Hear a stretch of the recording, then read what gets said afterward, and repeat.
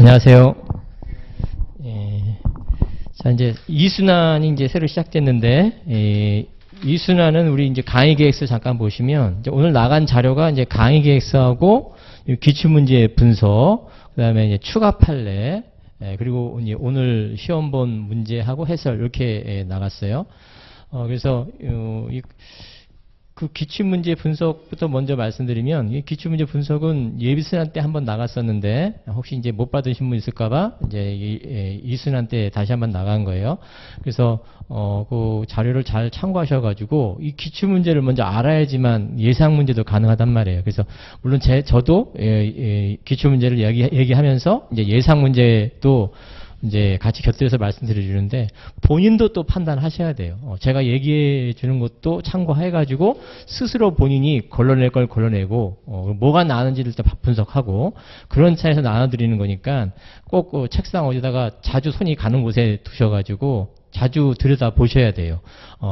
한 10년 내외로다가 일단 보시고 그 정권은 참고 10년 내외로 일단 보통 이제 10년, 7, 8년, 10년 요 주기로 돌기도 하거든요, 문제가. 그러니까 10년 내외로다가 최근까지 한번 좀 꼼꼼하게 보시고 그 정권은 참고 이렇게 해서 확인해 가시는 게 좋겠죠. 그렇게 자료를 참고해 주시고 그 다음에 이제 강의 계획서를 보시면 이제 이순환은 일단 전해 모의고사고 예습 모의고사고 기존에는 이제 복습 모의고사 형태로다가 이제 문제를 출제했는데 예습 모의고사고 요 3순환을 미리 말씀드리면 3순환은 요 100점짜리로 볼 거예요. 그러니까 이 2순환까지는 이제 50점짜리로다가 1시간 정도 보시는 거고 실제 시험은 이제 100점이란 말이에요. 100점이면 2시간이에요. 120분을 이제 실제 시험에서 본다는 얘기죠. 그래서 그렇게 참고하시고 이번 2순환까지는 100점, 50점짜리로 1시간 60분 보이고 3순환은 이 스타일이 비슷한데 그 대신 100점짜리라는 얘기고 그럼 2시간을 시험 보고 그 다음에 강평하고 이제 최근 판례하고 중요 판례 이렇게 간단하게 정리하는 식으로 나가려고 할 거예요. 그래서 그런 식으로 참고하시고 2순환까지는 수업이 어느 정도 진행이 돼요. 그래서 16회로 일단 잡은 거고 시험 시간은 이제 8시 40분부터 9시 40분까지. 물론 9시부터 볼 수도 있지만, 이제 그러면은 이제 진도에 좀 영향이 있을 것 같아서 시험을 좀 땡겨 보는 거예요. 그래서 좀 부지런을 떠셔야 될 것 같고, 수업은 12시 30분이라고 거기 40분이라고 돼 있죠? 그러니까 40분이 좀 넘을 수도 있어요. 좀 일찍 끝나면 그러니까 40분 내외다. 12시 40분 내외로 끝난다. 이렇게 하시면 되겠죠. 앞뒤로 10분 간격으로 이렇게. 그렇게 하시고 나머지는 이제 수업 진도 나가면서 말씀드릴게요. 자, 그러면서 이제 추가 프린트는 지난 순환 때, 이제 1순환 때 이어서 붙이시면 돼요. 1순환은 페이지 17페이지 그 중간에 있는 판례까지 이 자료가 나갔어요. 그 후에 추가된 자료라고 생각하시면 되겠어요. 그러니까 예비순환, 1순환 따라오신 분, 특히 1순환 따라오신 분은 17페이지부터 이어서 30페이지까지 이어서 붙이시면 된다는 얘기인 거예요. 그러니까 17페이지는까지 중간 판례까지는 중간에 있는 판례는 이제 기존 1순환까지 이제 진도가 나간 판례고 그 후 추가된 판례, 업그레이드된 판례로서 6월 5일자까지 6월 5일자죠? 6월 5일자 그 판례 속보 위주로 해서 이렇게 더 추가를 시켰어요. 네, 그래서 그 다음 이제 3순환도 마찬가지로 이제 추가로 이런 방법으로 추가 업그레이드 시킨다 이렇게 생각하시면 되겠어요.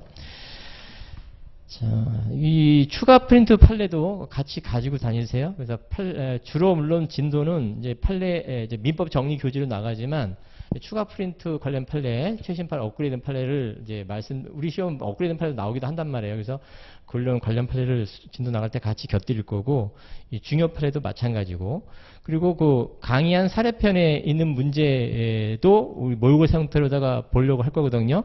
그러니까 거기 있는 문제를 진도에 맞춰서 미리 공부하시는 거예요. 그러면서 거기 없는 문제가 모의고사 나올 수도 있어요. 그러면 먼저 강의한 사례편에 있는 문제를 보면서 추가된 문제를 모의고사로다가 참고로다가 같이 곁들이시면 되는 거죠. 그러면서 중요한 것은 그거 다 시험장에 못 가져가요. 그리고 그 시험장에 다 가져가면 오히려 역효과를 낼 수 있어요. 그러니까 선별해야 돼요. 지금 모의고사 볼 때마다 내가 이거 시험장까지 가져갈지 말지를 선별해서 이렇게 정리를 하셔야 된다는 얘기예요. 다 시험장에 가져가고 그러면은 너무 자료가 많으면은 오히려 역효과가 날 수 있어요. 그러니까 지금 보면서 제거할 건 제거하고 막판 시험장 갈 거 이렇게 걸러내셔야 된다는 얘기인 거예요.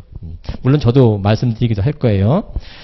물론 뭐 시험에 보는 것들이 다 중요한 것들은 맞죠. 그렇지만 거기서도 선별을 하셔야 된다는 뜻인 거예요. 중요도를 이제 나누셔야죠. 그렇게 이해하시고 오늘 본 문제부터 먼저 이제 간단하게 살펴볼게요. 그래서 문제하고 그에 따른 강평은 이제 되도록 짧게 하려고 해요. 자, 오늘 문제를 한번 보시면 자, 오늘 진도 범위는 물론 이제 채권 총론부터 이제 진도를 나가서 뒤에 채권의 대의 것까지 이제 보는 거죠. 물론 중요도 순을 따지면 채권자 대의가 제일 중요해요. 그리고 그게 예상 가능성이 아주 높은 문제고요. 그리고 최근 판례도 있고, 그와 관련돼서 이제 문제를 염두에 두고 이제 한번 연습시켜 보는 건데, 물론 그 위에도 앞에 또 동시항변권이라든가 손해배상 관련된 그 손해배상 예정에 관한 문제들이 있어요. 그런 것들도 중요한 부분이 있기 때문에 오늘 공부할 내용 중에 그런 것도 같이 확인하셔야 된다는 얘기예요. 물론 대위소송이 채권의 대위권이 물론 중요하죠. 그래서 거기다 일단 방점을 찍으셔야 되고 그 외에 추가적으로 동시항변권 관련된 쟁점이라든가 손해배상 관련된 특히 손해배상 예정 관련된 문제 이런 것들이 추가돼야 된다는 거죠. 나머지 필요한 부분은 이제 교과서 보면서 또 말씀드릴게요. 자, 오늘 문제를 먼저 보시면 물론 다 대위와 관련된 문제들이에요. 첫 번째 사례 1번은 변호사 시험 로스쿨 모의고사 문제에서 발췌한 거예요. 자, 그 중에서 일부 필요한 부분만 발췌한 건데 이 기초사실에서 이런 얘기가 나와요. 갑이 을에 대한 채권자다라고 하면서 갑이 을에 대한 채권자 A 채권이라고 하죠. 자, 갑이 을에 대한 채권 A 채권이라고 그래요. 대여금 채권으로서 2억 원짜리라고 그래요. 2억. 을도 병한테 채권이 있다고 하죠. 요건 이제 B 채권이라고 말하면서 B 채권 역시 다 대여금 채권인데 그 채권은 뭐 1억 원짜리라고 말해요. 다 피부연 채권이든 PDA 채권이 다 이행기가 도래했다는 얘기를 하고 있어요. 그 말은 이제 뭘 얘기하는 거냐면 특히 이 을이 병에 대한 PDA 채권이 있다는 뜻인 거고 갑에 대한 채권도 피원 채권이 대위권이 적법하려면 피원 채권 이행기가 있으면 이행기가 도래해야 된단 말이에요. 도래하지 않으면 대위선 각하돼요. 그 때문에 각하되지 않는다는 의미로다가 피원 채권도 이행기가 도래했다. 이런 얘기를 이제 알려주는 거죠. 자, 대위 소송을 제기했어요. 대위 소송. 그런 사실을 을한테 통보가 됐다 그래. 통보가 됐다는 얘기는 이제 405조 2항 관련된 이제 쟁점이 이제 들어가 있다는 뜻인 거예요. 처분금지 효과 405조 2항에 따른 그런 얘기가 쟁점이 들어가 있고, 자, 그런 다음에 이 갑이 을이 병에 대한 채권을 대위 행사했고 소를 제기했고, 그 문단 바뀌는 부분 그 후 을의 또 다른 채권자 정이라는 사람이 있는데 대위송 제기해서 을이 알게 돼서 그 이후 을의 또 다른 채권자 정이라는 사람이 다시 또 을이 병의 채권이 있음을 전제로 압류 전부명을 받았다 그래요. 압류 전부명령이죠. 압류 전부명령을 받았다 그래요. 자, 이때 압류의 효력은 있는지, 유효인지 무효인지, 전부명령의 효력은 있는지, 전부명령은 유효인지 무효인지, 이에 따라서 갑이 병에 대한 소송이 인용이 될 수도 있고 기각도 될 수 있다는 뜻인 거예요. 우리 관련 판례 있죠?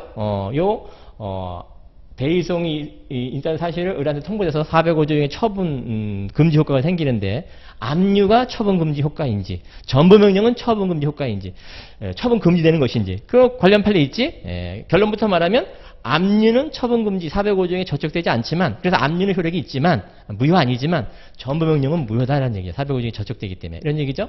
자, 압류 전부명령 관련 전부명령은 무효인데 그렇다고 해서 압류까지 무효가 되는 건 아니죠. 근데 압류로서 효력이 있다고 했을 때 갑의 병에 대한 대위송의 그 법원의 판결을 물어보고 있어요. 전부명령이 유효라면 당연히 기각이에요. 근데 전부명령은 전부명령이 유효라면 당연히 이 대위송 기각이에요. 그런데 전부명령이 무효라면 그러면 인용이냐 이 소리야. 압류는 유효죠. 압류는 유효죠. 그럼 압류가 유효면 대위송은 인용이냐 기각이냐 이 소리죠. 압류 내지 가압류가 있다 하더라도 소송을 제기해서 판결받는 것까지는 문제 없어요. 압류나 가압류는 지급금지야. 집행금지야. 집행금지지 소송을 제기해서 인용 판결받는 아무런 지장 없다. 그러니까 인용 판결이 결국 답이란 뜻인 거죠. 그래서 그런 차원으로 이제 끌고 가는데 해설을 잠깐 가보시면 이런 논거를 통해서 이제 그 결론을 도출하기 위해서는 단순히 그냥 405조만 딸랑 쓰고 전부명령은 사법금지 효과로서 금지되니까 전부명령 무효니까 그냥 인용이다. 이렇게 답을 내면은 좋은 점수를 못 받을 거예요. 압류와 관련된 얘기도 써주셔야 된다는 얘기인 거예요. 그래서 물론 주된 쟁점은 405조 이하항 관련된 전부명령 관련된 판례지만 압류 및 전부명령은 405조에 저촉되고 압류는 저촉되지 않는다. 이게 이제 주된 쟁점이에요. 그 관련 판례가 해설 2페이지 나와 있는 그 판례 내용이죠. 그에 따른 이제 검토는 실제 시험에서 못 쓸 수도 있어요. 하지만 판례를 일단 잘 쓰시려고 노력하셔야 되고, 검토를 이제 사안 해결 쪽으로다가 간단하게 쓰는 것도, 그러니까 검토를 잘 하시면 고득점이 되는 거거든요. 일단 판례를 썼다. 답을 맞추고 판례를 썼다. 그러면 합격권으로 일단 들어갈 수 있어요. 물론 이제 상대적으로 보겠지만, 합격권에 들어가시는데 다들 다 썼어. 판례도 잘 쓰고 다 답도 맞췄어. 그러면 사안 해결이에요. 사안 검토예요. 사안 검토를 누가 잘했나. 그러니까 이 기득권은 동차생들도 꽤 많이 나와요, 시험에. 그러니까 합격률이 높다는 얘기야. 최근 이 병행에 비춰보면. 기득권이 물론 많아야 되겠죠. 근데 이 동차생들도 경쟁 상대가 됐다는 얘기예요. 근데 동차생보다 좀 더 잘 쓰려면은 요 사안 해결 쪽을 기득권은 좀 염두에 두셔야 되는 얘기인 거예요. 그래서 일단 물론 이제 판례를 잘 쓰는 걸 전제가 깔려야 되고, 그러면서 이제 3페이지 나와 있는 그 양가로 1번 판례 있죠? 그 판례를 써주면 역시 고득점에 또 영향을 미치는 거죠. 압류, 전부명령은 무효라 하더라도, 압류까지는 무효 아니고, 또 압류가 있을 때, 양가로 2번 관련 판례 있죠. 물론 가압류와 관련된 판례지만, 압류도 똑같아요. 가압류가 있는 상태에서 이행소송, 인용 판결 받을 수 있듯이, 압류가 있어도 인용 판결 받을 수 있다. 다만, 집행은 못한다. 이 얘기를 답안지에 써주면, 여기서 집행을 물어보는 거 아니잖아요. 소송을 제기해서 대리성이 인용이냐 기각이냐 이걸 판결받을 수 있냐 이걸 물어보는 거잖아. 그냥 인용될 수 있다. 그 뒤에 3페이지 있는 그 판례들도 잘 써주시는 게 관건이다라는 얘기. 고득점 관련해서. 자, 그 다음에 이제 사례 2번 쪽으로 가볼게요. 사안 해결은 3번에 그 4번 목차 있죠? 그걸 잘 염두에서 쓸 수 있으면 좋겠어요. 이 관련 문제가 나온다면은 3번에 4번 그 사안 해결. 그걸 읽어보시면 압축돼 있죠. 그 내용이. 자, 그 다음에 이제 사례 2번은 이제 법원 승진 귀추 문제를 약간 응용한 문제예요. 자, 먼저 사례 2번 관련해서 기초 사실을 어떤 얘기가 들어있냐면은 갑이 일단 대여인이고, 을이 차용인이에요. 대여인. 그리고 차용인. 즉, 갑은 채권자고 대여금 채권자. 을은 대여금 채무자죠. 물론 2억 원짜리. 이런 얘기를 하죠. 돈 빌려준 날짜 알려주고 있어요. 돈 빌려줄 날짜. 그리고 변제기를 알려주고 있고, 돈 빌려준 날짜, 변제기, 그리고 현재 날짜 이렇게 알려주고 있어요. 자, 돈 빌려준 날짜 대여일,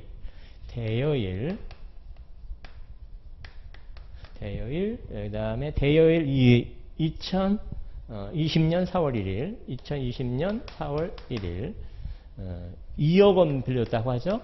그 다음에 변제기를 알려주고 있어요. 변제기 2021년 3월 31일, 2001년이죠. 그러니까 돈 빌려준 날부터 변제기까지 1년. 이자하고 이제 지연이자, 지연손해보험. 이자하고 지연손해하고 이제 구별하려고 하는 거예요. 변제기를 알려줬다는 얘기는. 2021년 3월 31일이죠. 3월 31일. 이건 변제기죠. 그러니까 여기까지는 2억 원에 대한 이자가 발생하겠죠. 2억 원 플러스 알파가 발생하겠죠. 이자죠, 물론. 여기서부터는 근데 이자가 이율이 몇이에요? 월 1%예요. 월 1%. 그러면 연으로 따지면 어떻게 해요? 연 12%죠. 연 12%. 법정 이율보다 높죠. 약정이율이 법정 이율보다 높죠. 그러면 여기서 또 이제 답안지에 꼭 들어가야 될 게, 이자가 월 1%, 연 12%인데 그러면 지연이자는 몇 %? 지연이자에 대한 별도 약정이 없어요. 별도 약정이 없을 때 어떻게?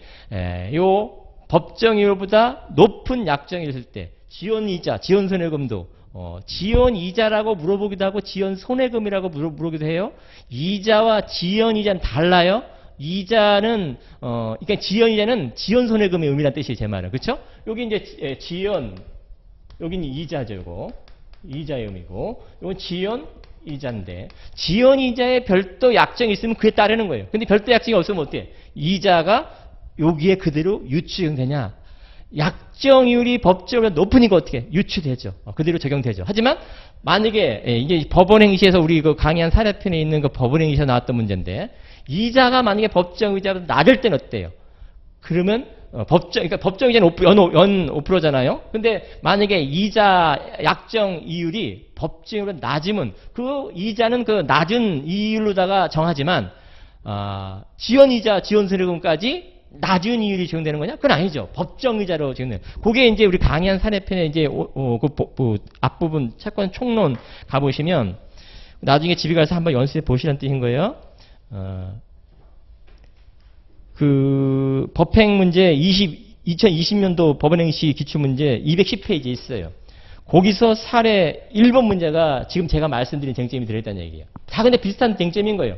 여기 이유를 법정보다 높게 승진은 물어봤어요. 연 12%로다가 월 1%. 근데 법행은 법정의자 낮게 적용시켰다고. 그러면 요건 낮은 이율이 이자가 적용되는 거고 여기는 높은 법정의자 상당으로다가 지연이자를 따지죠. 법행 문제는. 자, 우리 여기는 근데 법정의자보다 높은 월 1%, 그럼 연 12%. 그러면 지연이자도 연 12%, 월 1%다 이 소리인 거죠. 그럼 여기 이제 몇 개월인, 여기 날짜가 이제 알려주고 있는데, 날짜가 21년 9월 30일이죠. 2021 9월 30일이죠. 현재 시점이. 그럼 요건 6개월이에요. 6개월. 그러면 여기 이제 6개월의 그 지연이자 지연손해금은 월 1%다라는 거죠. 이제 이걸 이제 답안지에 이게 표현해낼 수 있어야 되는 거예요. 자, 그러면서 이제 문제에서 무슨 얘기를 하냐면은 1번, 이제 설문 1번 관련해서 채무자가 두 번 변제해요.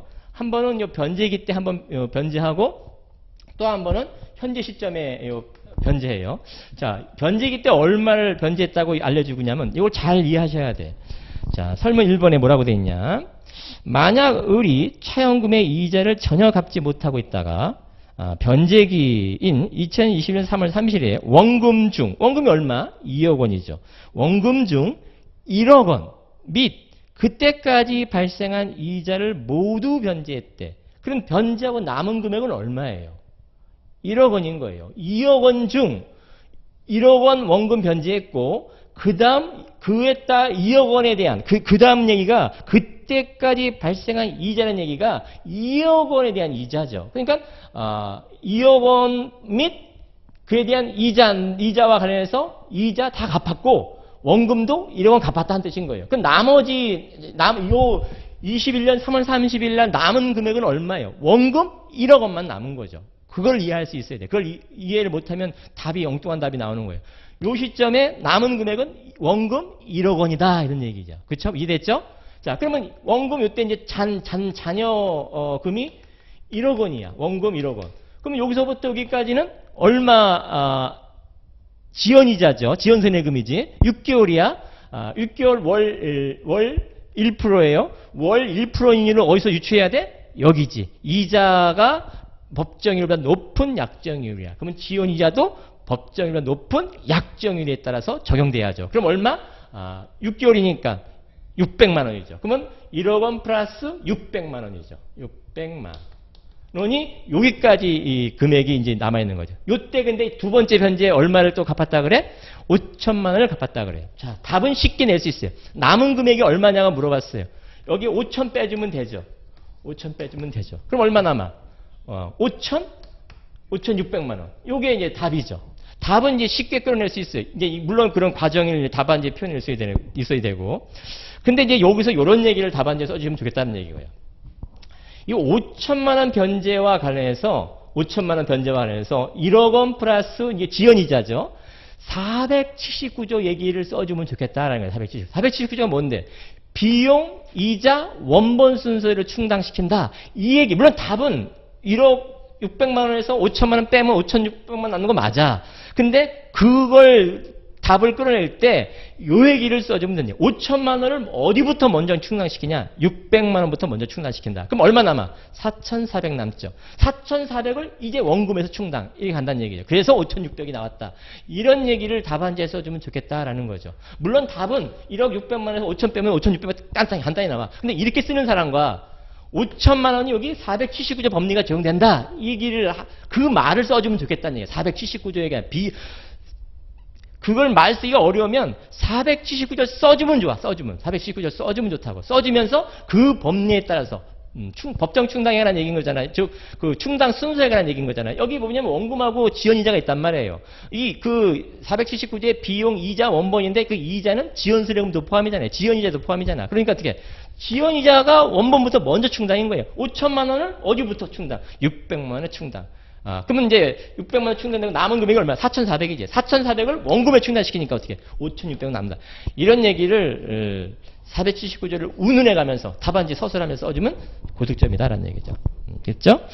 그런 식의 답안을 작성하는 게 좋겠다라는 거고, 그런 쟁점이 여기 깔려 있는 거예요, 사실은.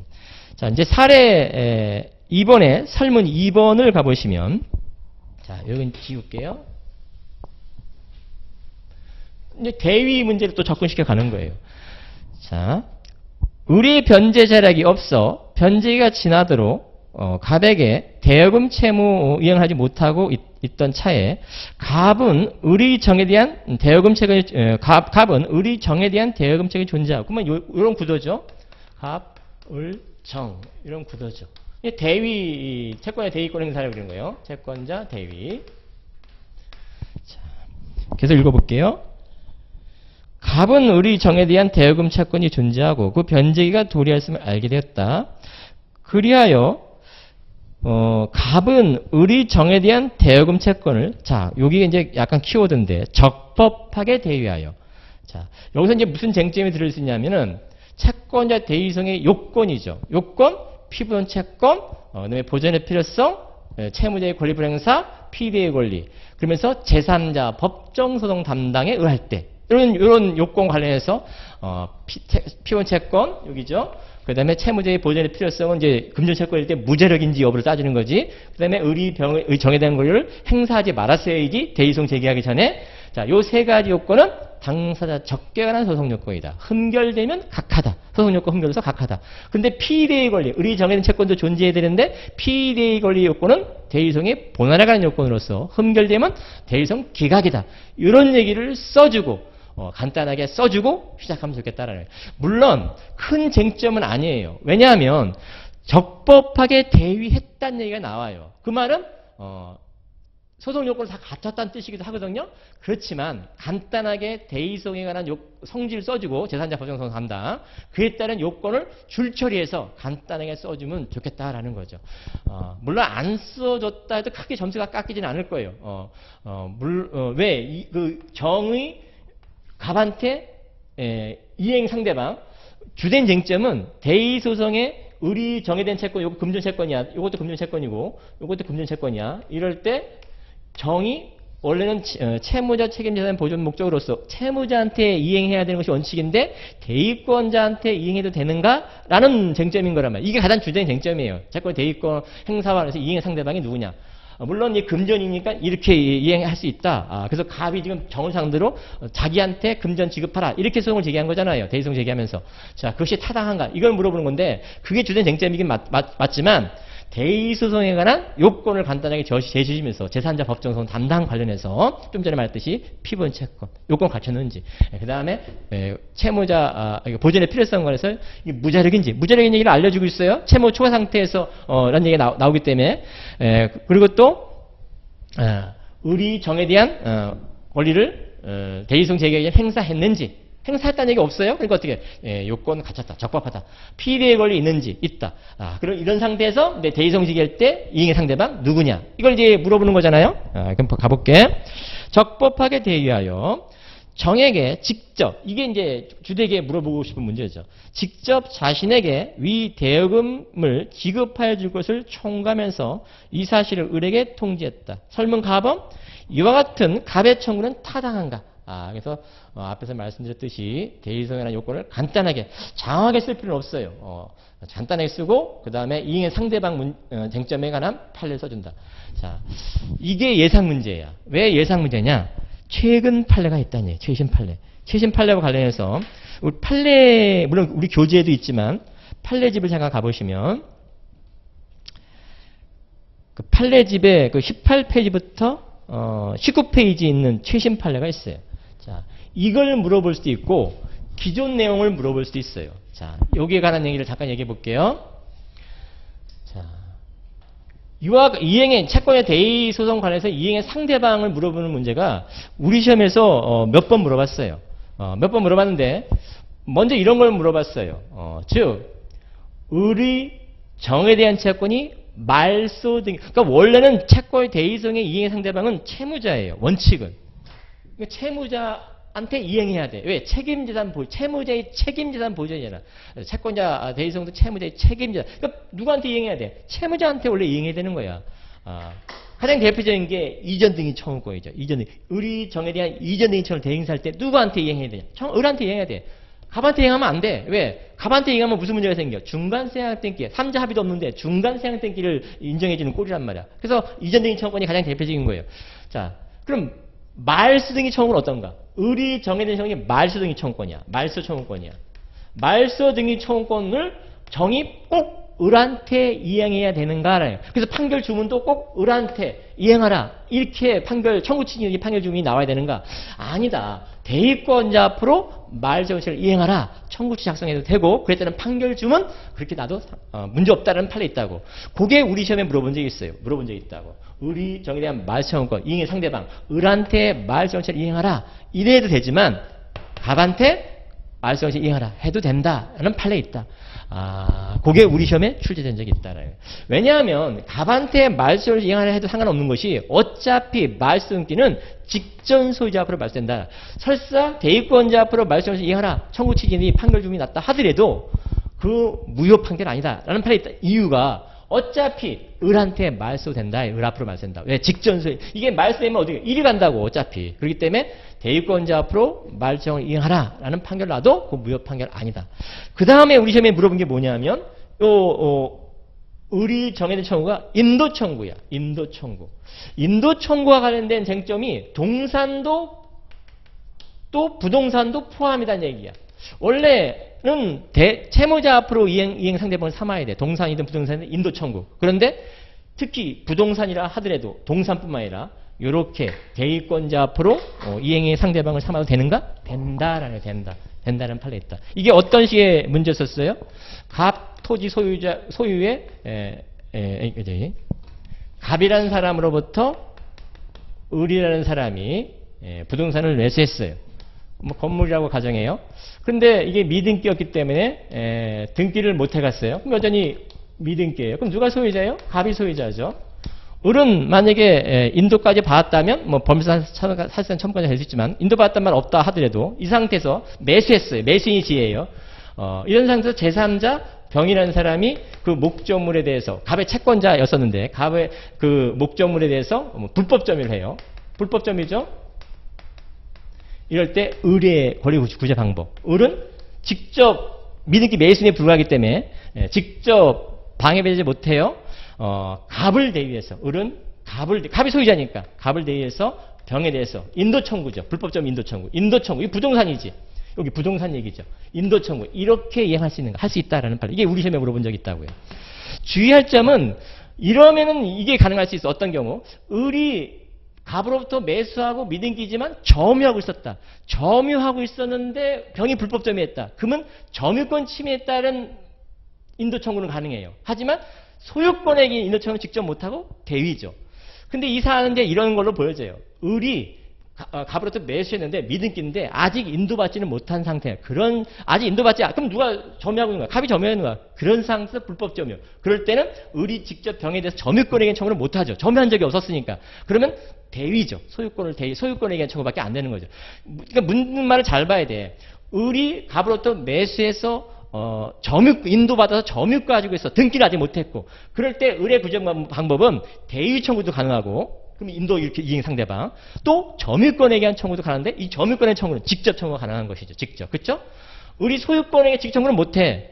근데 이 판례에서는 이런 걸로 보여진다 이 소리야. 을이 인도는 못 받은 거야. 갑이 여전히 소유자이면서 점유하고 있는 거야. 을은 미등기 매수인에 불과한 자지. 이럴 때는 점유권 침해는 아니잖아요. 이자가. 그러니까 점유권에 대한, 그러니까 이자의 물권 청구권이 소유권의 청구권도 있을 수 있고 점유권에 대한 청구도 있을 수 있는데, 이 을이 받지 않은 상태에서 이게 불법 점유가 있었다면 소유권에 대한 청구밖에 못하고 직접 청구를 못하고 대의 청구고, 대의 청구일 때 이행의 상대방 대의권자 앞으로 점유까지 하고 있었다? 그러면 소유권에 대한 청구도 가능하지만 대의 청구로서 물론 점유권 자체에 대한 점유 방해 배제 이걸로도 가능하다. 무슨 말인지 알겠죠? 그러니까 그렇게도 물어볼 수 있다는 얘기야. 을이 인도 받았냐 안 받았냐에 따라서 을의 구제 방법이 달라질 수 있다. 근데 우리 시험에 물어본 것은 을이 인도 받은 걸로 문제를 구성하지 않았다고요. 미등기 매수인으로서 문제를 구성했다고요. 그러니까 대의 청구이고 직접 소유권의 청구를 못하고 소유자가 아니니까 대의 청구일 때 이행의 상대방 인도 부동산도 대의권자 앞으로 이행의 상대방을 삼을 수 있는가? 이렇게 물어보는 쟁점이었다. 무슨 말인지 이해됐죠? 중요하다라는 거예요. 자, 이게 여기까지 우리 시험에 물어봤어요. 자, 요거 금전일 때, 요 금전 채권일 때, 지금 문제 오늘 본 서브 문제야. 금전 채권도 채무자 앞으로 이행하라 해도 되지만 대의권자 앞으로 이행하라 해도 된다. 꼭 답안지에 표현할 수 있어야 되고. 자, 그러면 이제 우리 추가 판례집에 있는 19페이지 이 판례는 뭐가 문제된 쟁점이냐? 자, 정의 제3자, 채권. 이 채권을 요렇게 양도하는 문제인 거예요. 즉, 갑이 정을 상대로 한 소송에서, 그 문제된 게 뭐냐면, 정의 제3자에 대한 채권을 양도하라는 얘기야. 그 채권 양도, 무슨 말인지 알겠죠? 정의, 이게 공탁금, 출급 청구권이어서 공탁금. 근데 꼭 공탁금이 아닌 다른 걸로 물어볼 수 있다고. 물론 판례에서 하는 공탁금, 출급 청구권이었었어요. 자, 이 채권을 을이 정에 대한 권리를 대행사할 때 정이 가지고 있었던 권리가 뭐였냐면 정의 제3자에 대한 채권을 양도하라는 거예요. 채권 양도죠. 그 채권 양도의 이행의 상대방은 누구냐? 이 대의성에서. 을이냐? 갑이냐? 이 소리야. 갑한테 채권 양도를 하라라고 해도 되냐? 이 소리인 거예요. 자, 원칙은 누구야? 채무자. 근데 원칙에 대한 예외로서 대의권자 앞으로 해도 된다라는 거 뭐 있었어? 말씀기, 인도청구, 금전청구. 근데 정의 제3자 청구는 금전도 아니고 부동산 인도도 아니고 말씀기 문제도 아니야. 그러니까 원칙으로 돌아가야지. 원칙. 그러니까 어떻게 정의 제3 채권을 양도하라는 갑한테 이행의 상대방을 하면 안 돼. 을한테 이행해라. 채권 양도를 을한테 이행하라. 그리고 정으로 하여금 제3자한테 양도 통지하라. 왜? 양도니 통지하는 거잖아. 이 사람이 통지 안 할 거 아니야. 그러니까 판결로서 정의 제3자한테 양도 통지하라. 무슨 말이겠죠? 정의 제3 채권 양도할 때 누구 앞으로? 을한테. 대권자 앞으로 채권 양도하라 하면 안 돼. 그러니까 분명히 말했어. 이게 예상 문제다 이 소리야. 물론 최신 판례에 그걸 물어볼 가능성도 있고, 근데 너무 뻔하니까 어떻게? 뻔하니까 금전 채권을 물어볼 수 있다. 금전 채권 우리 시험에 안 물어봤다고. 사무관 승리 시험에 물어봤지. 금전 채권을 물어볼 수도 있고. 아니면 최신 판례를 물어볼 수 있고. 하여간 요 쟁점에 관한 문제가 유력하다 이 소리야 제 말은. 그러면은 18페이지부터 19페이지에 있는 그 판례를 꼼꼼하게 잘 읽어볼 필요가 있고, 어떤 걸 물어보는지. 말씀기 또 안 물어볼 거야. 인도 청구 또 안 물어볼 가능성이 높아. 물론 이 쟁점으로다가 또 추가로 물어볼 수도 있겠지만, 물어볼 가능성이 있는 거 금전 청구 아직 안 물어봤어 우리 시험에. 승진 시험에 물어봤는데. 또 하나 바로 이 방해 판례에서 문제했던 거. 정의 제3 채권을 양도하라. 누구 앞으로 양도하라? 채무자 앞으로 양도하라. 대의권자 앞으로 양도하라. 그러면 안 된다 이 소리야. 그렇게 물어볼 거란 말이야. 이행의 상대방이 누군지. 아니면 정의 제3 채권을 대의권자 앞으로 이행하라. 이렇게 청구치 작성하면 그게 타당한가? 이런 식으로 물어볼 거라고. 무슨지 알겠죠? 예상 문제다 이 소리야. 그 다음 이제 또 하나 이제 물어보는 문제가 설문 나번이죠. 을이 위 채권 대위권 통지를 받은 후에 정은 위 대여금을 을에게 변제한 후, 자, 원래, 다시 그림을 해볼게요. 자, 갑, 을, 정인데, 대이성이 을한테 통지됐어요. 그러면 처분금지 효과가 405조 2항에 따른 처분금지 효과가 생기죠. 이 처분이 뭔지를 답안지에 쓸 수 있어야 돼요. 그 해서, 그러니까 암기해서 쓰셔야 돼요. 405조 2항 얘기인데, 해설을 가보시면, 그 6페이지 해설 6페이지 하단 쪽에 가면, 암기했으면 좋겠어요. 기본적으로 405조 2항을 조문을 제시해야 되고, 그러면서, 통지와 관련해서 세무자가 안 경우 405조형 저촉이죠. 이때 채권의 대의소송 사실을 이 사안처럼 통지해서 안 경우도 있지만 어떤 경우 통지가 아니어도 어떤 경우를 안 경우도 포함이라는 얘기 답안지에 썼으면 좋겠고, 이때 그 처분의 개념이 뭔지 5번째 줄 있죠. 밑줄 부분. 채무자가 대위의 객체가 된 것을 직접 포기. 이것도 처분이지만 포기 안 된다 이 소리야. 채권 대행사 사실 채무자한테 통지했거나 어떤 경우 채무자가 아닌 이후에는 405조 2항 저촉 문제. 그것과 관련된 다른 법률 행위를 함으로써 그 대위 행사의 객체인 권리를 소멸시키는 행위. 예를 들어서 합의 해제. 이것도 안 된다? 합의 해제를 물어볼 수도 있어요. 시험. 대행산 사실을 을한 통지한 이후에 을이 정에 대한 그 법률 관계를 해제할 수 있는가? 합의 해제 안 돼요? 405조의 저촉이야. 우리 시험에 뭘 물어봤어? 우리 시험은 법정 해제를 물어본 적이 있어. 2018년도. 법정 해제는 가능해요? 법정 해제는 405조의 저촉이 아니라고. 하지만 합의 해제는 저촉이다. 이런 얘기를 서로 비교해 써주면 좋겠다라는 거예요. 문제가 나오면은. 그러니까 법정 해제를 우리 시험에 물어봤다고. 그러니까 합의 해제를 또 물어볼 수 있다고. 자, 그렇지만 여기서 물어본 건 뭐야? 이런 상태에서 정이 을한테 이행한 거, 정이 을한테 변제한 거, 이게 405조의 저촉인가? 아니지? 정이 을한테 이행한 건 뭐예요? 처분이 아닌 거죠. 일종의 보존행위 그 자체죠. 변제 수령한 거잖아. 제3채 정으로부터 을이 변제를 수령한 꼴이잖아. 이건 405조의 저촉 아니다. 해서. 자, 개념적인 쓸 수 있어야 돼. 405조 양 조문 쓰시고, 이때 금지는 처분이 뭐냐? 을이 정에 대한 것을 양도하거나 포기하거나 제3자한테 전부하거나 이거 다 처분이야. 그런데 합의 해제도 처분이야. 그런데 법정 해제는 처분 아니야. 이런 얘기 답안지 쓰는 거야. 그리고 어떤 걸 물어보니까 사안포섭을 이제 해주면 되는 거지. 근데 이 사안에서 뭐야?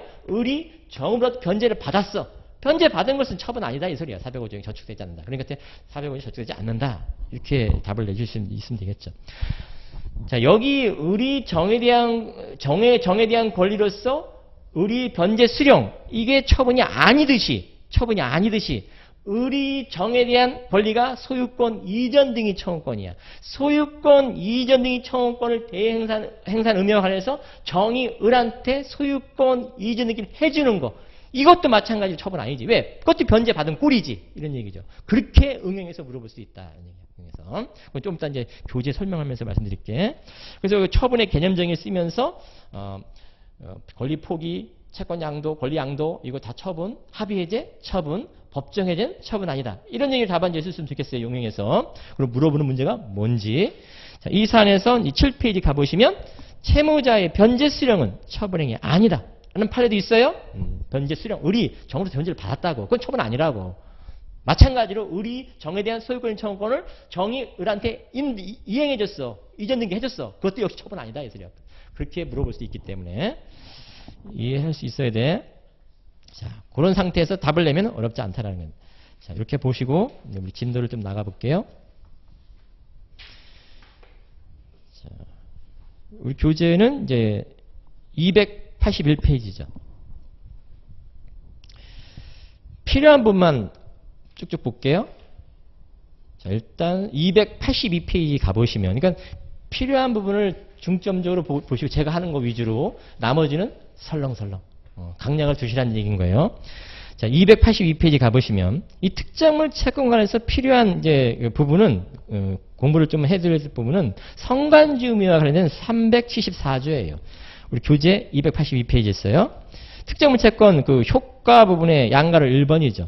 자, 374조 조문을 한번 확인해 주시고 특정물 인도가 채권의 목적인 때는 채무자는 그 물건을 인도하기까지 선량한 관리자의 주의를 보존해 성간주의무죠. 자, 이게 이제 뭐 때문에 이게 필요한 거죠?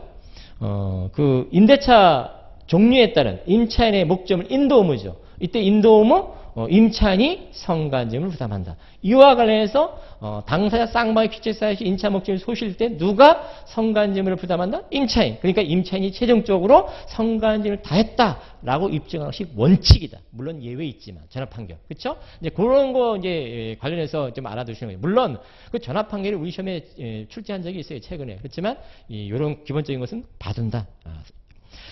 그다음 이제 나머지 것보다 객관식이고 과실의 귀속 관련된 얘기를 잠깐 얘기해 볼게요.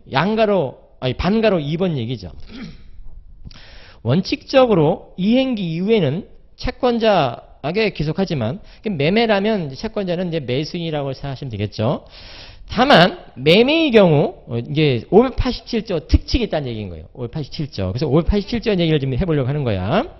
매매의 경우 채무자가 아직 매매 대금을 받지 못했다면 채무자에게 귀속한다. 누구죠? 채무자는 매도인이라고 생각하시면 되겠어요. 그러니까 원칙적으로 그 목적물의 과식, 즉 사용이익이죠. 과실은 누구한테 귀속하냐? 매도인한테 귀속하는 것이 원칙이에요.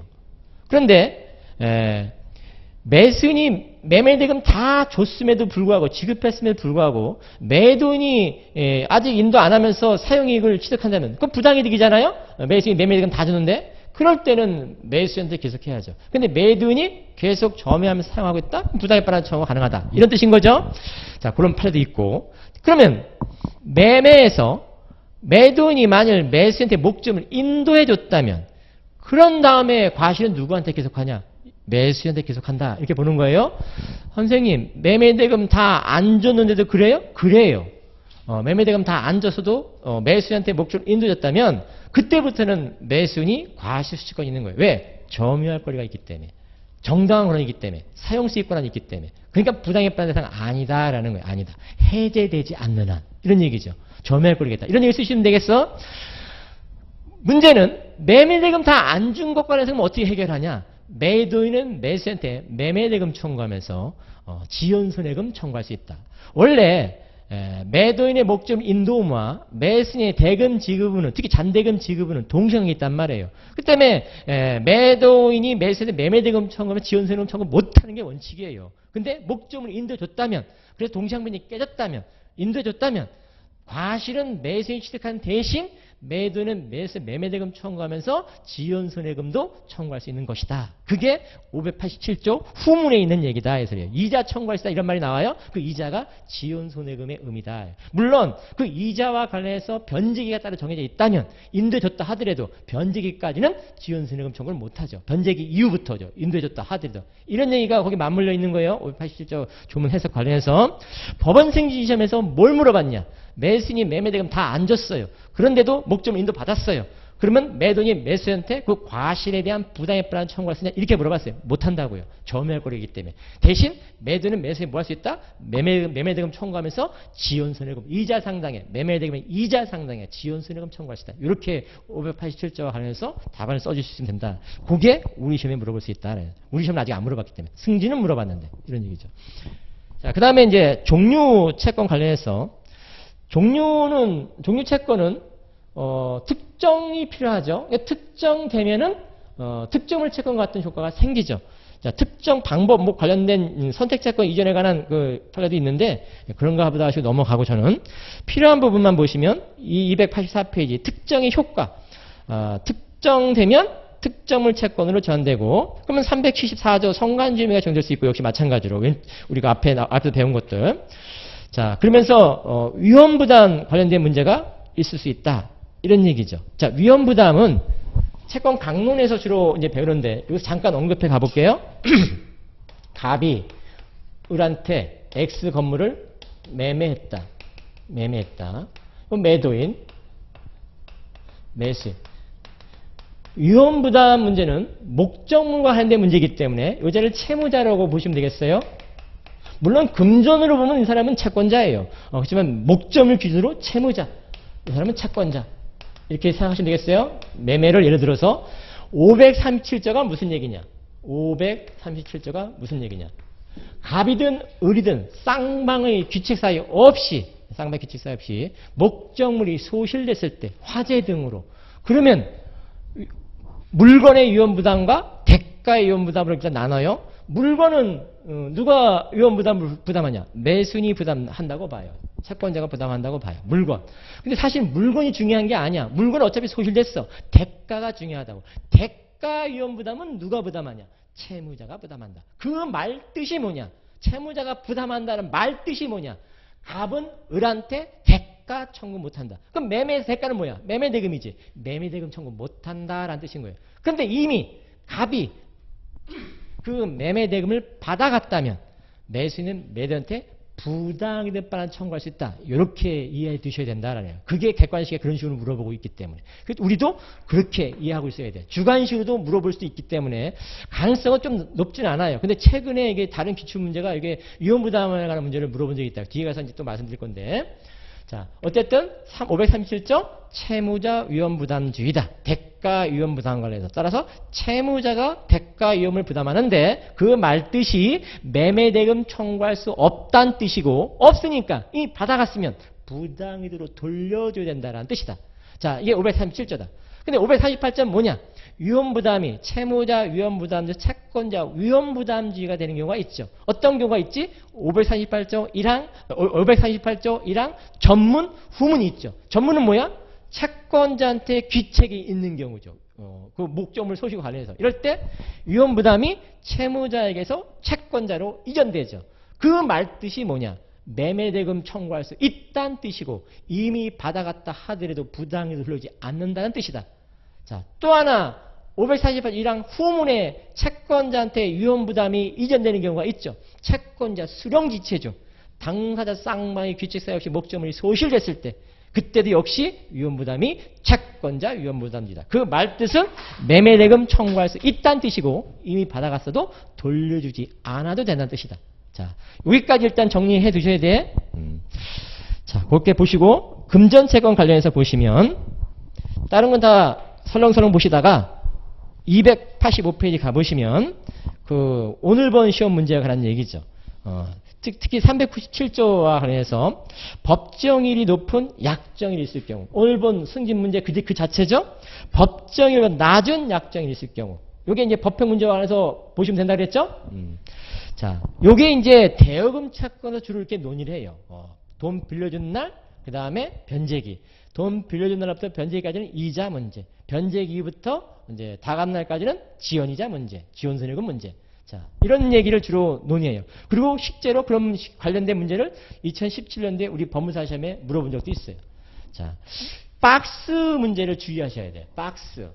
박스는 해제와 관련된 얘기예요. 해제. 해제에도 이 얘기를 할 수 있다는 뜻이에요. 제 말은 그러니까. 자, 대여금 채권에서만 법정일, 약정일 이런 얘기를 할 수 있는 것이 아니라 해제해도 똑같은 얘기를 할 수 있다. 자, 좀 어려울 수 있는데 그래도 공부하셔야 돼. 극복하셔야 돼. 갑이 을한테 그 부동산을 팔았어요. 자, 계약금 단순화시킬게. 계약금 계약금 잔금 형태라고 가정할게. 중도금을 생략하고 계약금 받아갔어요. 그래서 매매대금이 10억인데 계약금을 1억 받아갔어. 목적물을 계약금 받으면서 인도해 줄 수도 있고 인도 안 해줄 수도 있어요. 왜? 그냥 목적물 인도해도 등기만 안 해주면 되는 거잖아. 자, 어쨌든 인도해줬다고 가정할게. 계약금 받으면서 인도해줬어요. 아직 등기는 안 해줬어요. 그런 상태에서 을의 잔금 채무 불이행으로 해제가 됐어요. 자, 해제가 되면 을은 갑한테 어떻게 할 수 있어? 계약금 1억 달라고 말할 수 있고 계약금 1억 받은 날로부터 다음 날 아니야? 계약금 받은 날로부터 계약금 받은 날 받은 다음 날 아니야? 받은 날로부터 1억 원에 대한 1억 원 플러스 그러니까 1억 원에 대한 법정이자죠. 법정이자 얼마? 5% 청구할 수 있다 그래. 요 이자죠. 요 지연손해금 아니라 그래. 그렇지만 여기서부터 여기까지는 이자 성질이고 여기부터 여기까지는 그 1억 원에 대한 것이 이 법정이자가 지연손해금이 될 수도 있어요. 물론 받은 날로부터 돈 달라고 말할 때까지는 이자예요. 왜 돈 달라고 말할 때까지 이자라고 말해? 부당이 될 뻔한 성질이야. 부당이 된 기한에 정하면 채권이야. 기한에 정하면 채권은 청구할 때까지는 이자 성질이고 부당이 뻔한 성질이고 청구한 다음부터는 지연손해금 성질이야. 자, 그러니까 여기 청구란 말이다. 이행 청구란 말이 들어갔다는 얘기야. 제 말은. 이행 청구. 이행 청구할 때까지는 이자고 이자 성질. 요게 그거 청구한 다음 날부터는 지연이자다. 지연손해금이다. 이거예요. 무슨 말인지 알겠죠? 요 5%라는 게 그런 의미다. 이 소리야. 왜 그렇다고? 부당이 된 뻔한 성질이기 때문에. 부당이 된 기한에 정하면 채권이야. 그러니까 청구한 때 대여금 채권, 그러니까 이 얘기를 하려고 하는 거야. 돈 빌려주는 날, 변제기, 현재 시점, 이자, 지연이자 이런 구도를 여기다 껴맞춰 보려고 하는 거야. 받은 날로부터 청구할 때까지 이자 성질, 요게. 그리고 여기서부터 여기까지는 청구한 다음날부터는 지연이자 성질. 그러면 이자 약정이율 여기에 영향을 미치는지 이런 얘기를 할 수 있지? 선생님, 근데 그 법정이자라면서요. 그렇죠. 아무런 계약금 해지돼서 계약금 반환할 때 별도 아무런 이자 약정을 안 하면 5%야. 근데 5%를 당사자가 달리 정할 수도 있잖아. 우리 해지했을 때 계약금 반환 6%를 하자. 그럼 6%가 정되는 거라고요. 무슨 말인지 알겠죠? 아무런 약정 안 해도 5%란 얘기야. 보통 대여금 채권 관련해서 이자 약정을 안 하면 청구 못 해요. 지연이자만 청구할 수 있지. 근데 해제와 관련해서는 할 수 있다는 얘기야. 아무런 약정 안 해도. 왜? 548조가 있기 때문에. 근데 이 법정이자가 당사자가 이유를 달리 정할 수 있다고. 6% 정할 수 있고 3% 정할 수 있다는 얘기야. 제 말은. 6% 정하면 요것도 여기 봐주세요. 요거 6% 정했다면 요것도 6%다 이 소리야. 요거 3% 정했다면 요거 3%인가? 아니다. 법정이자 상당의 5%다 이런 얘기야. 무슨 말인지 이해됐길 바래. 해제와 관련해서 이런 얘기를 해볼 수 있다는 얘기야. 제 말은. 자, 그럴 때 1억 플러스 법정이자 지원손 이런 의미인데 5%와 낮게 약정할 수도 있고 높게 약정할 수도 있다. 근데 아무런 약정 안 해도 5%는 청구할 수 있다. 이런 뜻인 거예요. 무슨 말인지 알겠죠? 또 하나 이제 좀 어려운 문제인데 인도 받았다고 하잖아. 자, 인도 안 받았다면 그냥 청구한 다음 날 어떤 지원손해금이야. 근데 인도 받은 게 있다면 동시행위가 있잖아요. 인도 받은 것을 돌려줘야죠. 청구하면서 다시 역으로 갑한테 돌려줘야지. 돌려주어야. 그러니까 다시 인도받은 것을 다시 돌려주어야 동시항변이 깨지는 거죠. 왜? 동시항변 있으면 지연손해금 청구 못 하잖아요. 그러니까 이게 지연이자가 되려면 청구하면서 받은 게 없다면 그냥 청구만 하면 되는데 청구 플러스 인도까지 돌려줘야 하는 것이 이렇게 돌려줘야 하는 것이 필요하다면 인도받은 게 있다면 돌려줘야지만 지연이자다. 이런 얘기를 할 수 있는 거예요. 좀 어려울 수 있어요. 그러니까 단순화시킬 가능성이 높아. 인도받은 게 없다. 그럼 어떻게? 청구받았다. 청구한 때부터는 지연손해금이다. 청구한 다음 날부터. 이렇게 이해하시는 거죠. 그 얘기가 이제 그 박스 안에 있는 내용이다. 자, 그럼 이럴 수 있는가? 여기 법정이자를 당사자가 3%로 정했어. 그럼 여기서부터 여기까지는 3%, 1억 원에 대한 3%야. 그럼 여기서부터 여기까지는 몇 프로? 5%.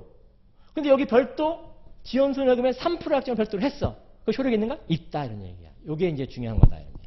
그 얘기가 박스에 동그라미 A, B를 읽어보시면 그런 내용이 담겨져 있다. 좀 더 해볼게요. 286페이지 가보시면 그 상단에 조그만 박스 팔 하나 있죠? 그것도 물론 우리 시험에 한번 2017년도에 물어본 적 있는데 그 손해배상을 이율로 정한 거예요. 그러면 손해배상 예정으로 봐요. 손해배상 예정이 부당이 과다하면 감액할 수 있어요. 자, 이율로 정했을 때 부당이 과다하면 감액이잖아요. 손해배상을 비율로 정했을 때 연 5% 뭐 이런 식으로 연 6% 이런 식으로 비율을 줄이는 거냐? 아니다 이 소리야. 비율로 환산한 금액. 거기 어떤 표현이 나와? 예정배상의 총액. 요걸 감액하는 거다. 왜? 감비가 아니라 감액이라고요. 그러니까 예상 비율을 줄이는 게 아니라 예상 비율로 환산한 금액을 부당이 과다하면 감액하는 거다. 물론 법원이 직권으로. 이런 얘기가 이제 우리 시험에 물어본 적이 있어요. 관련 문제와 관련해서는 지연손해금 채무. 지연손해금 채무도 가장 대표적인 기한에 정함이 없는 채무예요. 그러니까 어떻게? 청구받은 때. 물론 지연손해금을 이제 지연손해금 비율에 따른 지연손해금을 확정했을 때 확정 지연손해금이죠. 그게 기한에 정함이 없는 채무. 그러니까 지연손해금에 대한 또 지연손해금 이걸 말하는 거예요. 지연손해금에 대한 또 지연손해금 청구할 때 그게 기한에 지연손해금이 학생 지연손해금이 기한에 정하면 채권이기 때문에 청구받은 다음부터 지체에 빠진다. 지연손해 청구했다. 그런 얘기를 그 동그라미 1번 그 볼드체 있기 전에 그런 얘기를 쓰고 있어요. 그 다음 동그라미 1번에 그 다음 첫 번째 처음 나오는 볼드체 부는 이제 뭐 지연손해금 상행이 말하는 건 6%가 하는 얘기니까 원본이 상행이면 그 지연손해금도 상행이 세권 6%다. 뭐 이런 얘기 쓰는 거고 가볍게 보시고. 그 다음 이제 그 1번에 그 두 번째 볼드체에 나오는 부분을 이제 보시면 관련 얘기가 이런 얘기예요.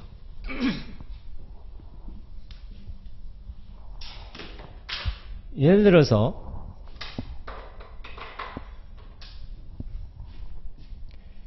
갑이 예를 들어서 을을 상대로 뭐 1억 원의 채권이 있어가지고 판결을 받았어요. 그럼 판결을 받으면 이제 그 지연손해 소장본 성달을 다하면서 지연손해금이 적용되잖아요. 근데 이제 요 당시에 이제 판결을 받았는데 이 판결 받을 당시는 그 소송 촉진한 특례법상 3조죠. 그 소장본 성달 다음으로부터 그 지연손해금을 25%에서 요게 20%에서 요게 15%에서 현재 12% 이렇게 변동돼 왔었어요. 그 연도에 따라서. 근데 요 갑의를 상대로 한 소송 판결 받을 당시는 20%였었어요. 20%. 근데 요때 1억 원 및 그에 대한 소장본 성달 다음부터 연 20% 판결을 받았어요. 근데 이제 이게 판결 받으면 10년 시효 소멸이 걸리잖아요. 10년 다 돼갈 쯤에 다시 시효 연장을 위한 소를 제기하잖아요. 시효 연장한 소를 제기할 때 어때요? 역시 1억 원부터 다 간 날까지 몇 프로냐? 이런 얘기를 하는 거야. 근데 요 당시 때는 이게 법이 바뀌어가지고 12%로 바뀌었어요. 그러면 요 원금 1억 원에 대한 지연손해금을 애당초 판결 받을 당시는 20%였었는데 이게 시간이 흘러서 10년 지날 때쯤에 이게 12% 바뀌었다면 원금에 대한 지연손해금부터 12% 붙이는 거냐 이런 거예요. 그렇다라는 그렇다. 1억 원에서 12% 붙이는 거야. 원금에 대한 지연손해금은 신소 적용 기준이 아니야. 애당초 판결받을 당시 그 국법상 기준이야. 원금에 대한 지연손해금은. 그러면 신소 기준 판례가 있지. 신소 기준 판례는 어떤 경우야? 자, 여기서부터 여기까지 원금 말고 지연손해금을 20% 계산을 해. 그럼 확정된 지연손해금이 나오지. 얼마가 나올 거냐? 1억 원 원금 말고 확정된 지연손해금 1억 원에다가 여기까지 이율을 계산해 보니까 8천만이 나왔다고 쳐. 8천. 이건 확정된 지연손해금이잖아. 여기에 지연손해금 붙일 때, 요거에 지연손해금 붙일 때는 신소 기준이다. 신소 12% 붙이는 거다. 원금에 그러니까 그건 이제 그 소송 제기한 사람 마음이에요. 1억 원에 대한 지연손해금을 붙일지. 그러면 이때부터 다 갚을 때까지 원금 1억 원에 대한 20% 이렇게 지급하라 이렇게 붙일지 아니면 1억 원에 대한 지연손해금은 별도로 20% 붙이면서 다시 요때부터 하겠지. 그 대신 8천만 원에 대한 지연손해금은 요때부터 다시 붙일 수 있잖아. 계산해서 나온 금액을 따로 1억 원 말고 따로. 그러면 그거에 대한 8천만 원에 대한 지연손해는 몇 프로냐? 12%다. 신소 기준이다. 이런 얘기. 1억 원에 대한 것은 20%일지라도. 무슨 말인지 알겠죠? 그걸 조심해야 된다. 그 얘기인 거예요. 그게. 그 다음 동그라미 2번 얘기는 뭐예요? 동그라미 2번 얘기는 요게 이제 좀 어려운 판례인데 판례는 이런 얘기를 했지. 갑이 의뢰된 채권이 A라는 원금이 있고 그에 대한 지연손해금 B가 있어요. 근데 이 갑이 여기 봐주세요. 갑이 의뢰대한 A 원금 이거 원금이에요? 지연손해금이에요? 이자 내지 지연손해금. 근데 이 중에서 갑이 의뢰한 요 원금 플러스 지연손해금 중에서 요것만 B만 양도했어요. 병한테. B만 양도했어요. 물론 확정된 지연손해금을 양도했겠죠. 물론 확정된 지연손해금에 대한 지연손해금은 신소 기준이죠. 물론. 자, 이렇게 양수금 청구했어요. 그러면서 B를 확정된 지연손해금이지. 확정된 지연손해금. 확정된 지연손해금만 양도받았어. 양수 청구하면서 확정된 지연손해에 대한 지연손해금을 청구했어요. 요거 그러면 확정된 지연손해는 없어요. 요거 연 12%겠지. 만약에 현행법상 신소 기준이니까. 12%겠지. 근데 소송 중에 요건 취하했어요.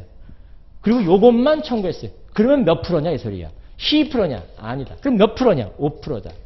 이렇게 인정해 준 사례인 거예요.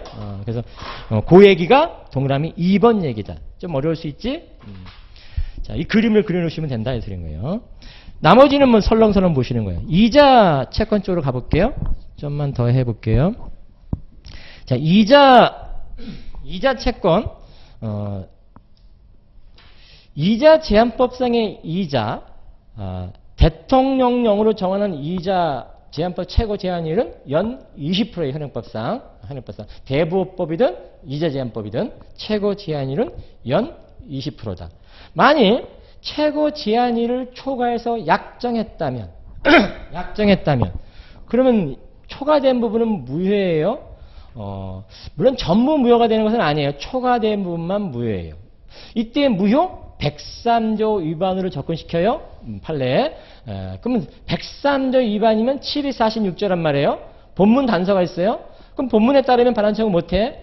그럼 이제 우리 판례 단서 적용시킨다. 단서 적용, 유추 적용. 그래서 제한율을 초과해서 약정했다면, 즉 연 20%를 초과해서 약정했다면 초과된 부분은 무효인데 103조 위반으로 무효다. 반사회사 법률의 일로서 무효로 본다. 이때 그럼 반환 청구할 수 있는가? 746 본문에 따른 반환 청구 못해요. 이미 지급했다면.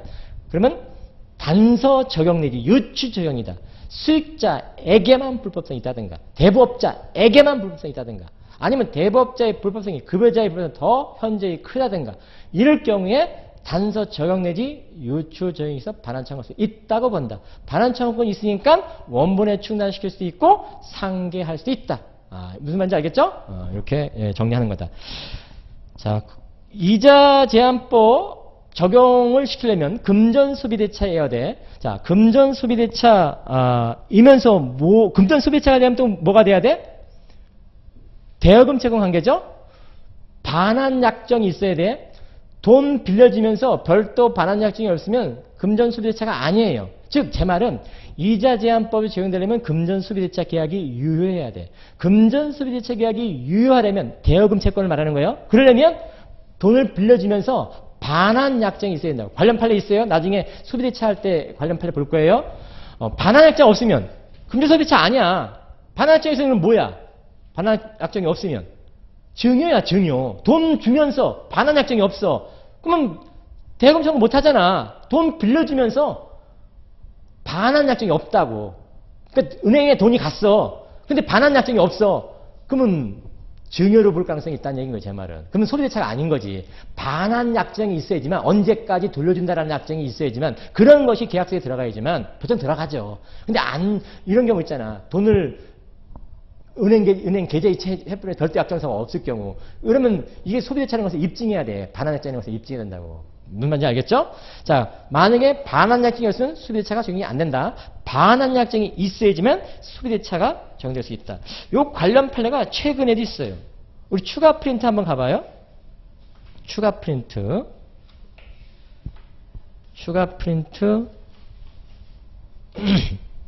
10페이지 가봐요.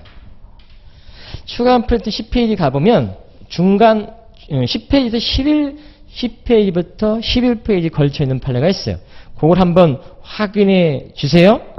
자, 그리고 또 이런 얘기도 해볼게. 그 볼드체 위주로 이제 나오는 얘기들인데 10페이지부터 11페이지, 10페이지부터 11페이지. 그 볼드체, 그 첫 번째 볼드체를 보면 이자 제한법의 그 형사처벌에 관한 얘기들이 있어요. 제한일을 초과해서 이자 약정을 한 사실만 가지고는 물론 103조 위반은 맞아요, 민법상으로. 하지만 그것만 갖고는 형사처벌은 못해요. 초과된 것을 지급받아간 사람은 형사처벌 받을 수 있어요. 벌금형 이런 것을 받을 수 있다는 얘기. 형사처벌. 무슨 말인지 알겠죠? 초과 약정한 사실만 가지고는 형사처벌은 아니라고. 하지만 103조 위반은 맞다고. 초과 약정을 하고 지급됐어. 그래 받아갔어. 그러면 형사처벌도 받을 수 있다. 무효이기도 하면서. 무슨 말인지 알겠죠? 부당이득이 인정되죠. 부당이득이 인정되지만 그렇다고 해서 형사처벌 면하는 사유는 아니에요. 그게 이제 우리 교재도 같이 봐주시면 교재 우리 민법 교재 289페이지 상단에 그런 얘기가 있다. 우리 교재도 그런 얘기가 있다. 부당이득 반환청은 인정되지만 부당이득이 인정된다고 해서 형사처벌을 면하는 사유는 아니다. 불법행위를 방해하지 않는다. 이렇게 이해하시면 되겠죠.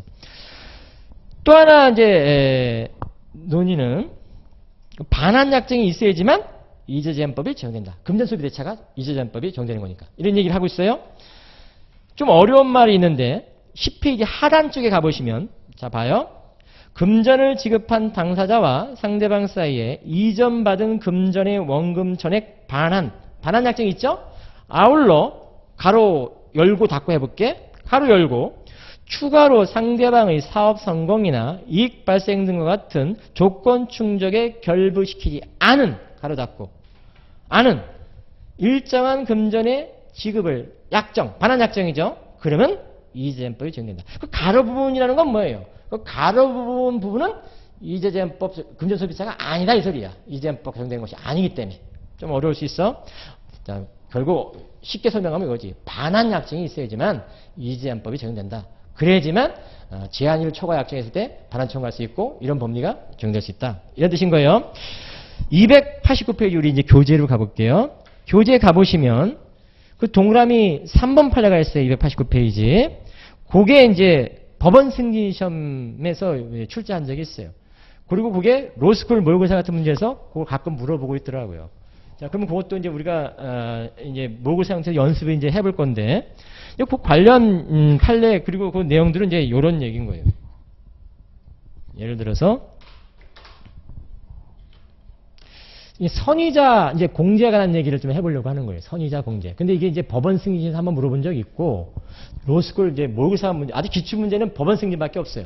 이제 다른 기출 문제는 없고, 다른 이제 변호사 로스쿨 모의고사 같은데 이런 쟁점들이 있어요. 이런 얘기를 해볼게. 갑이 을한테 1억 원을 빌려줬어요. 1억 원을 빌려줬는데, 보통은 이제 이자는 변제기, 돈 빌려주면서 이자 약정, 또 변제기 이후부터는 지원손해금 이런 것들이 이제 적용되는 거잖아요.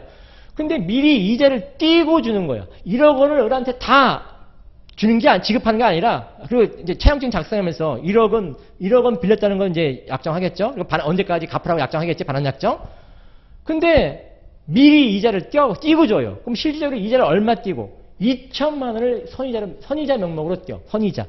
무슨 공증 비용이라든가 아니면 저당권 설정 등 이런 거 다 포함시켜가지고 이자를 임의를 띄는 거야. 이 이자, 선의자도 뭐라는 거야? 이자제한법의 제한 이율에 초과하면 무효가 될 수 있다는 뜻으로 지금 말하려고 하는 거야. 자, 그럼 무효가 되는지는 어떻게 따지는 거냐 이 소리야. 선의자, 그럼 이 사람이 얼마를 실질적으로 받아가겠어요? 8천만 원 받아가겠죠. 현실적으로는. 돈 빌려주면서 선의자로 2천을 띄었기 때문에 실제로 이 사람이 돈을 손에 들어온 것은 8천이라고. 그러면 이제 선의자 이 부분이 이자제한법 제한일을 초과해서 무효가 되는 부분이 있냐 없냐 이걸 좀 따져보려고 하는 거야. 그거 따질 때 어떻게 따지는 거냐 이 소리야. 실제로 수령한 금액 8천을 갖고 따진다. 8천을 따지고 선의자 2천을 받은 것이 실제로 이것이 제한일을 초과했냐 초과하지 않았냐 이걸 따질 때 8천 갖고 따져봤더니 예를 들어서 가정적으로 적정한 제한일은 15%였다. 그러면 적정한 제한일은 만약에 연 20% 실제로 계산해 볼게. 20%를 만약에 적정이라면 28, 16, 1600이겠지. 1600. 1600만 원만 적정한 것이죠. 나머지 400은 뭐야?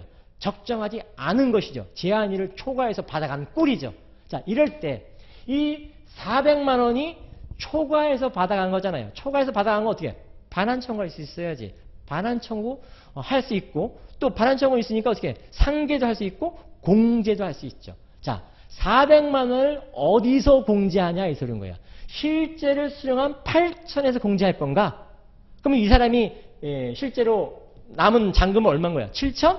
반환 지급해야 돼. 7천? 이걸 기준으로 따진다면 요 8천에서 공제하면 얼마예요? 8천에 공제하면은 7,600일 거 아니야. 그러니까 공제를 여기서 하냐? 애당초 1억 원에서 공제하냐? 이러지. 1억 원에서 공제한다. 실타 제한일을 초과했냐 초과하지 않느냐 계산 방법은 수령한 금액 갖고 따진다. 따져봤더니 적정 이율에 따라 받아갈 금액은 이 사람이 받아갈 이자는 1,600인데 2,000을 받아간 꼴이다. 초과 받아간 건 400이다. 400을 어디서 공제하냐? 1억에서 공제하냐? 8천에서 공제하냐? 이런 얘기야. 1억에서 공제한다. 그러니까 1억 원에서 공제하니까 이거 적정일을 제한 나머지 을이 반환할 금액은 얼마인 거예요, 그러면? 1억에서 공제하는데 반환할 금액 변제기까지가 이자잖아. 변제기 이후부터는 지연이잖아. 근데 이 사람이 변제기까지 적정률은 1600을 줬어야 돼. 근데 2000을 받아갔어. 400을 초과해서 받아갔어. 초과한 것은 빼야 되잖아. 반환청 갈 수 있잖아. 반환청 갈 수 있으니까 공제시킬 수도 있잖아. 공제시킬 때 1억에서 공제할 수 있냐? 8천에서 공제할 수 있냐? 1억에서 공제하는 거야. 당초 원금. 당초 원금 공제한다. 400 공제한다. 그러면 이때 나머지 이제 우리 갚아야 될 금액은 얼마야? 1억에서 400 빼면 얼마야? 9,600이잖아. 9,600 갚으면 된다. 이런 얘기야.